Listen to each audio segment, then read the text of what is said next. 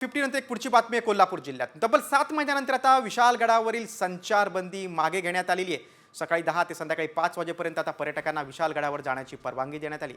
14 जुलै 2024 रोजी विशाळगडावरील अतिक्रमणाच्या विषयावरून राज्यभरातील हिंदुत्ववादी संघटना आक्रमक झाल्या होत्या. विशाळगडाच्या पायथ्याला दंगल सदृश परिस्थिती निर्माण झाली होती आणि या पार्श्वभूमीवर विशाळगडावर पर्यटकांना संचारबंदी लागू करण्यात आली होती. मात्र ती आता शिथिल झाली. सध्या कोल्हापूर जिल्ह्यातल्या विशाळगडावर आहे, जो गड गेली 7 महिने बंद होता. पण 7 महिन्यानंतर विशाळगडाने मुक्त श्वास घेतलेला आहे, मोकळा श्वास घेतलेला आहे. कारण इथले जे दैनंदिन व्यवहार आहे तो पुन्हा सुरू झालेला आहे. 7 महिन्यांपूर्वी अतिक्रमणाच्या विषयावरून आणि अनेक विषयांवरून इथं एकच गोंधळ झाला होता. हिंदुत्ववादी संघटना आक्रमक झाल्या होत्या आणि यामुळे विशाळगडाच्या पायथ्यावर दंगल सदृश्य परिस्थिती निर्माण झाली होती.